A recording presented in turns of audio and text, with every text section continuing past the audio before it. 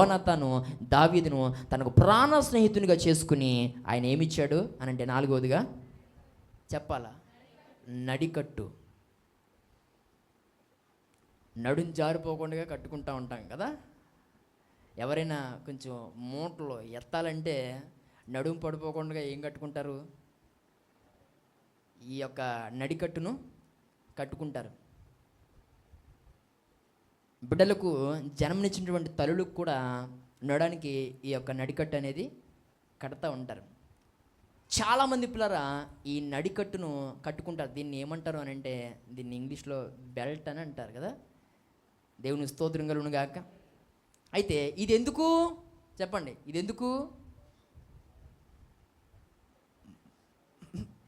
కొంతమంది జారిపోకుండా అంటున్నారు.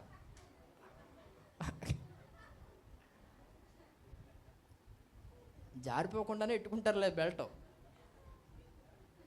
కానీ దీని ఆత్మీయ పరిభాషలో మనం చూడాల్సిన అవసరం ఉంది. దేవుని స్తోత్రం కలుగును గాక. మీరు చాలా తెలివైన వాళ్ళండి. బెల్ట్ ఎందుకంటేనంటే జారిపోకుండా ఉండడానిక, ప్యాంటా లేకపోతే ఏటా? కానీ ఆత్మీయ అర్థం మరొకటి ఉంటుంది కదా, మనం ఇందాక నుంచి అవే చూస్తున్నాం. దేవునికి స్తోత్రం కలుగును గాక.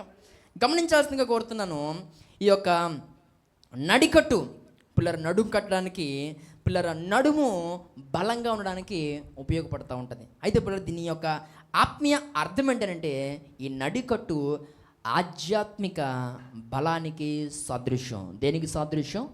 ఆధ్యాత్మిక బలానికి సాదృశ్యం. ఈరోజు యేసుక్రీస్తు ప్రభువు ఈ లోకానికి వచ్చింది దేనికి అని అంటే, ఆధ్యాత్మికంగా నిన్ను బలపరచడానికి, ఆధ్యాత్మికంగా నిన్ను తన శక్తితో నింపి తన నామ మహిమార్థమే నిన్ను దేవుడు వాడుకోవాలన్న ఆశతో ఆయన ఉంటే, ఈ రోజుల్లో చాలామంది దేవుని శక్తి మీద ఆధారపడలే, దేవుని బలం మీద ఆధారపడలే. ఈ రోజుల్లో పిల్లరా చాలామంది తమ బలం మీద చెప్పాలి ఆధారపడుతున్నారు కదా. ఈరోజు నీవు దేవుని బలం మీద నీవు ఆధారపడితే నీవు నీ జీవితంలో ప్రతీదీ సాధించగలుగుతావు. దేవునికి స్తోత్రం కలుగును గాక. ఎవరు బలం మీద ఆధారపడాలి? దేవుని బలం మీద. పౌలు అంటాడు కదా, నన్ను బలపరుచుచున్న వాని అందే నేను సమస్తం చేయగలను. నేను సమస్తం ఎందుకు చేయగలుగుతున్నానంటే, నన్ను బలపరిచే దేవుని బలం మీద నేను ఏం చేస్తున్నాను? ఆధారపడుతున్నాను. ఈరోజు ఆధ్యాత్మికమైనటువంటి బలం మీద నువ్వు ఆధారపడాల్సిన అవసరం ఉంది. నీ బలంతో నువ్వేది సాధించలేవు. దేవునికి స్తోత్రం కలుగును గాక. నీ బలముతో నువ్వే విషయంలో ముందుకు రాణించలేవు. నీ బలముతో నువ్వే విషయంలో కూడా ఒక ఉన్నతమైన స్థితిలోనికి నువ్వు రాలేవు. నీ బలముతో నువ్వు సాధించలేనిది ప్రతిదీ నువ్వు దేవుని బలం మీద ఆధారపడితే దేవుని బలంతో నువ్వు సాధించగలుగుతావు. దేవునికి స్తోత్రం కలుగును గాక.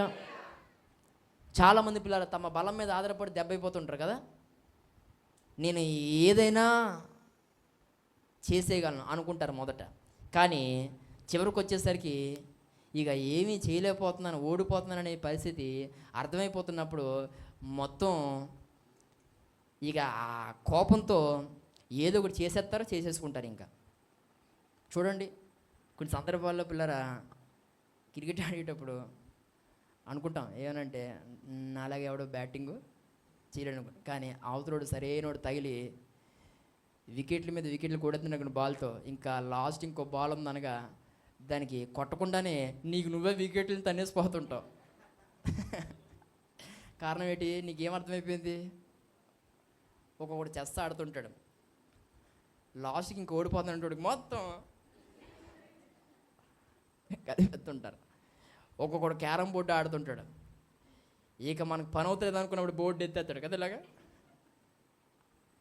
ఇదంతా ఏంటంటే తమ బలం మీద ఆధారపడినప్పుడు ఏది అవ్వదనుకున్నప్పుడు ఇలాంటి ఏయో పనులు చేస్తుంటారు. ఈ యొక్క రాత్రి దేవుని సేవకుని నేను చెప్తున్నాను, నువ్వు దేవుని బలం మీద నువ్వు ఆధారపడాల్సిన అవసరం ఉంది. దేవునికి స్తోత్రం కలుగును గాక. ఈ ప్రత్యేకమైన సమయంలో ఈ మాట్లాడుతున్న ప్రియ సహోదరి సహోదరుడా, ఈరోజు నీ జీవితంలో నీవు ఆత్మీయ విషయంలో నువ్వు ఇలాంటి అదుపు కలిగినటువంటి జీవితాన్ని నువ్వు జీవించాల్సిన అవసరం ఉంది. దేవునికి స్తోత్రం కలుగును గాక. హల్లెలూయా. ఈరోజు నువ్వు ఆత్మీయ విషయానికి వస్తే, ఈరోజు నువ్వు భక్తి విషయానికి వస్తే అదుపు తప్పో, గాడి తప్పో, త్రోవ తప్పిపోయావు. ఈరోజు దేవునికి దూరం అయిపోయే పరిస్థితులు నీ జీవితంలోకి వచ్చేస్తున్నాయి. జాగ్రత్త. ఈ ప్రత్యేకమైన సమయంలో నేను దేవుని సేవకునిగా చెప్తున్నది ఏది అని అంటే, నీ జీవితంలో ఒక ఉన్నతమైనటువంటి అభివృద్ధిని నువ్వు చూడాలనంటే, నీ జీవితంలో ఒక ఉన్నతమైన ఆశీర్వాదాన్ని నువ్వు చూడగలగాలి అని అంటే, నేటి దినమే నువ్వు ఒక మంచి తీర్మానాన్ని నువ్వు దేవుని సన్నిధిలో తీసుకోవాల్సిన అవసరం ఉంది.